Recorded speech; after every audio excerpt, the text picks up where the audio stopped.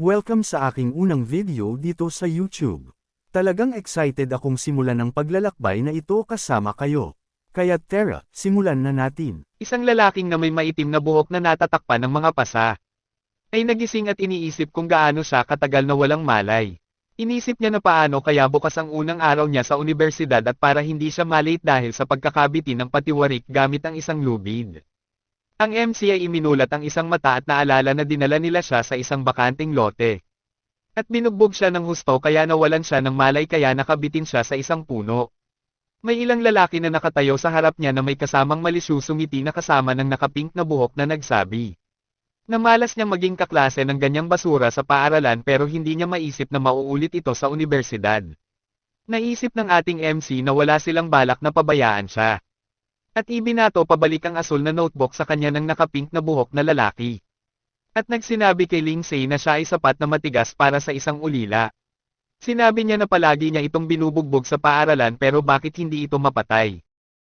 Naalala ng bida na Heigo ang pangalan ng lalaki at dati siyang kaklase o mas kilala sa pagiging bully. Sinabi ni Heigo na may masamang ngiti na nakita niya ang kanyang karakter sa laro at mukhang cool siya doon. At nahulaan niya iyon dahil si Lindsay ay napakapangit sa totoong buhay. Kaya naisip niya na siya ay magiging isang magandang batang lalaki sa laro kahit papaano. At nandilat ang mga mata ni Hei at pagkatapos sabihin ay naiinis ito sa MC at sinuntok niya ito sa dibdib. At nagsuka ng dugo ang bida. Si Lindsay ay napaisip kung paano siya nakakapit dito simula nang hindi niya sinasadyang mabangga ito sa paaralan at ang paghingi ng tawad kay Heigo ay walang kwenta. Ang MC ay tumawa ng marahas at naisip na walang saysay ang paghingi ng awa sa mga tao tulad ni Hei. At tinanong ng MC kung sino ang nagpahintulot sa kanya na maging isang awakened one. Ang awakening ay simbolo ng second evolution ng sangkatauhan sa ilalim ng impluensya ng lumalagong katanyagan ng larong Sky Valley. Ang mga manlalaro ng Sky Valley na umabot sa pinakamataas na mas mabilis ang antas kaysa sa iba. Na makakuha ng pagkakataong gawin ang laro bilang kanilang propesyon at pwede na nila madala kanilang kasanyan sa totoong buhay. Si Heigo ay nang aasar, at sinabi niya na nabahiran daw niya ang kamay niya ng dugo ng basura. At tumingin ang dalawang katabi niya lalaki kay Lindsay. Sabi nung isang kasama ni Heigo na kapag pinagpatuloy niya ang pagbugbog sa kanya ay baka mamatay siya, na may pananakot na ekspresyon. Lumingon sa kanya si Heigo at nagtanong kung naaawa siya sa kanya. Takot ang boses nito, na nagsabi na natatakot lang siya, na kung talagang mamatay siya ay baka magkaproblema sila.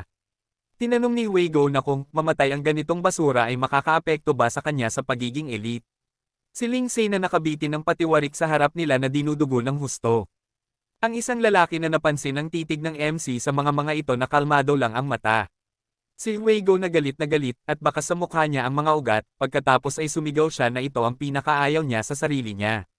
Heigo Skill Battle Cry. Effect, ang lakas ng battle cry ay tumatama sa katawan at isip ng kalaban.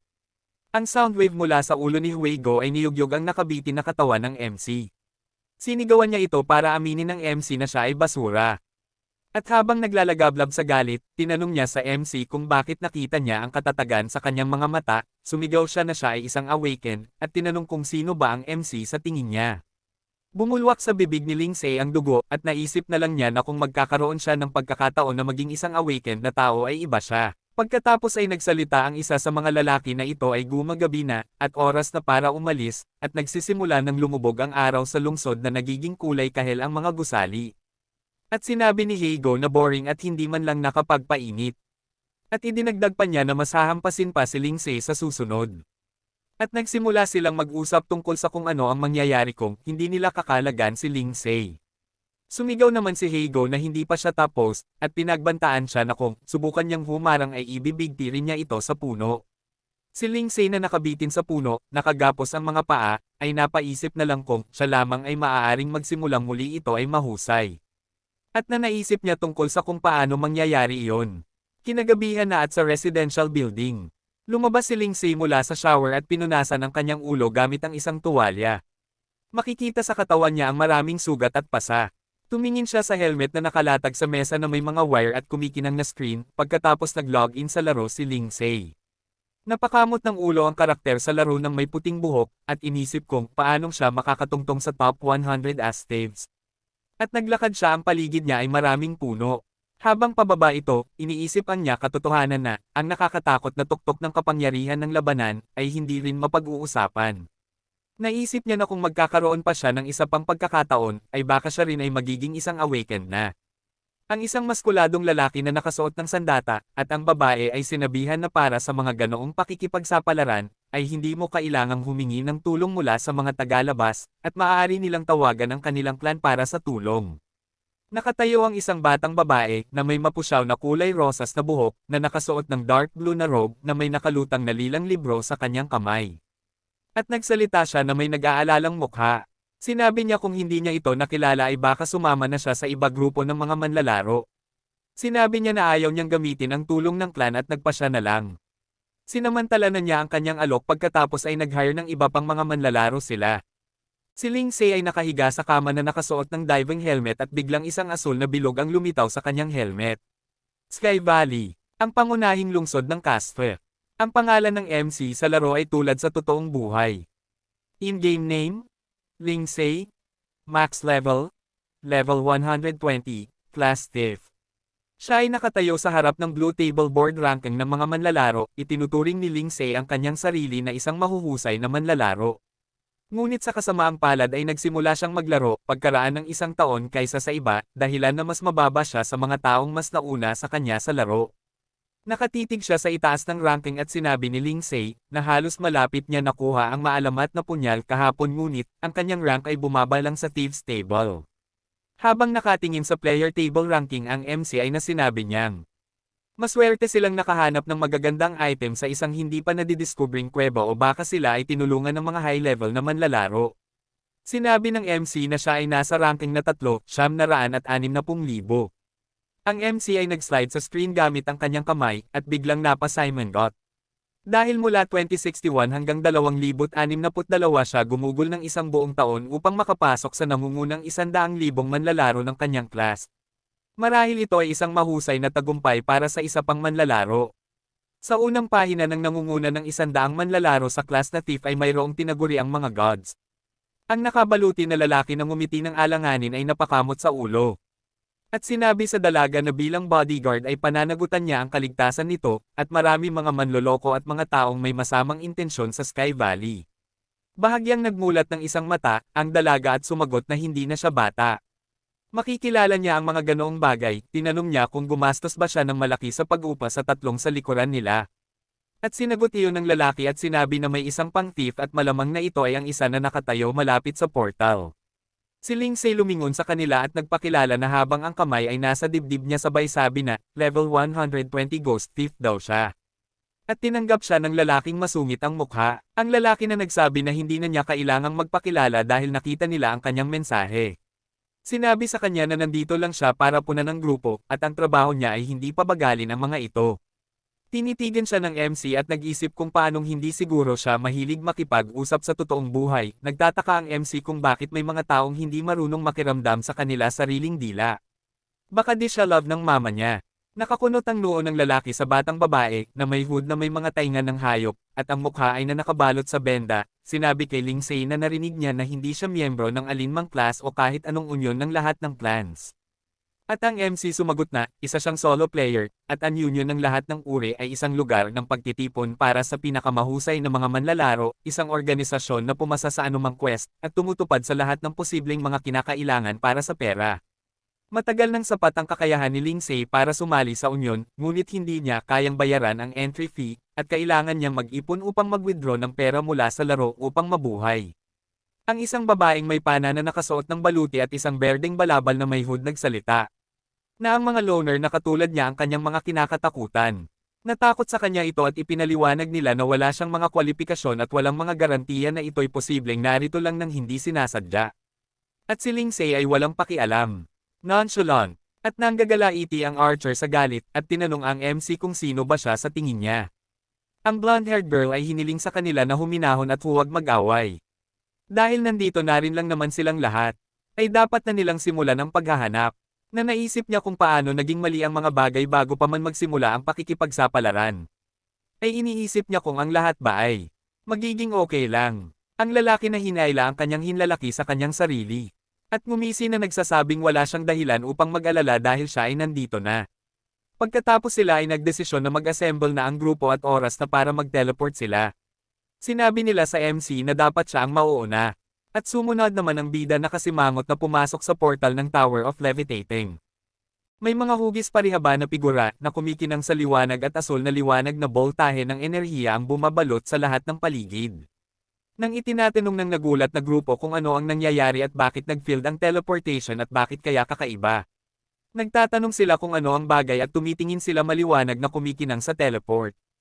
Ang isang babae na may nag-aalalang mukha ang nagsabi na hindi pa ito nangyari. Bago niya ipagpalagay na ito ay isang error sa system at sinabi na niya na ang thief na si Lindsay nakalogin na. Ang MC ay nakatayo at napapalibutan ng maliwanag na asul na enerhiya. At tinanong niya kung nasaan na ba siya. Pagkatapos sinabi niya na siya ay dapat na magte-teleport sa lokasyon ng quest. Pero ipinapalagay ni Lindsay na ito ay isang uri ng pagkakamali at tumingin siya paligid, sa pagtataka niya ay napansin niyang napakagulo ng enerhiya ng teleportation. Napansin ng bida na ang kanyang katawan ay nababalot ng asul na mga parihaba. Nagulat ang bida nang makitang naghihiwa-hiwalay ang kanyang katawan, kaya sinubukan agad ng MC na pindutin ang exit button pero sira ito at ipinagpalagay na ang laro ay sira. Habang may mga asul na mga parihaba na nakapulupot sa kanyang braso, napagtanto niya na ang kanyang katawan ay naglalaho na. At napangiti na lang si Lindsay, na may pag-alala at inisip kung gaano siya kamalas na makatagpo ng ganang bug. Tinanong niya sa kanyang sarili kung mayroon bang anumang bagay sa kanyang buhay na dapat asahan. Sa pagpikit ng kanyang mga mata ay hiniling niya sa system na mabilis na burahin ito. Habang ang katawan niya ay kalahati na nabubura, napansin niya iyon na sa kabila ng lahat ay napakatahimik sa loob at tinanong niya kung bakit. Naisip ni Lindsay na ang nararamdaman niya mahinahon, tumatawa ang bida at sinabi niya bale pagod na daw siya at gusto niya ng mabura pati sa totoong buhay. Naisip ni Lindsay na kahit papaano ay wala na rin siyang rason para mabuhay at marami siyang pinagsisisihan. At habang nakatingin sa portal ang lalaki, napansin niya na hindi pa rin lumalabas ang thief na si Mac. At napakunot ang noo niya na nag-aalala. At nang tumingin ang lalaki sa dialogue box dahil sa pagtataka niya. Napansin niya na nawala bigla ang account ang bida. Sa pagbukas ng kanyang mga mata nakita ng bida ang isang dilaw na lampara sa kanyang harapan at nagtaka kung bumalik ba siya. At iniunat ang kanyang braso sa kanyang harapan ay naisip niya kung bakit ang haba ng kanyang braso at ipinagpalagay niya ito na hallucinations lang. Sinabi niya na may mali at naisip na kakaiba ang kanyang katawan. Napansin niya sa malapit na may salamin at kinuha ito, nakita niya ang mukha ng game character niya na nagtatakang tanong kung kasama ba ito sa laro. Napansin ng lalaking maputi ang buhok na may urong na hairline na semi-panot, nagising na ang MC, takot na tinanong ni Lindsay kung sino siya. Napagtanto ng bida na ito ay totoo, at tinanong ng lalaki na semi-panot kung natakot siya nito, at napansin ng lalaki semi-panot na tila wala siyang naaalala. Nagsalita ang lalaki na nahanap daw niya ito sa isang eskinita nang mamulot siya ng karne, at agad niyang inayos ang sarili, at sinabing nakita niya ito habang nagtatapon ng basura. Nang nag-aalalang tinanong ng bida kung saan sila ngayon. Nagbubuhos ng kung ano sa isang mangkok na may sandok ang lalaki na semi-panot, at sumagot ang lalaki na nasa bahay niya sila. Sinabi niya na isang araw ka nang walang malay at sigurado gutom na ang bida. Sinabi niya sa kanya na kumuha ng pagkain tinanong ng MC kung ano ang nangyari.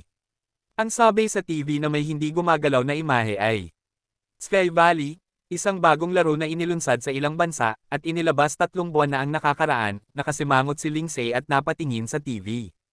Ang boses sa TV ay nagsabi na mula pa sa simula ng paglulunsad nito ang larong ito ay nakaakit ng napakaraming manlalaro.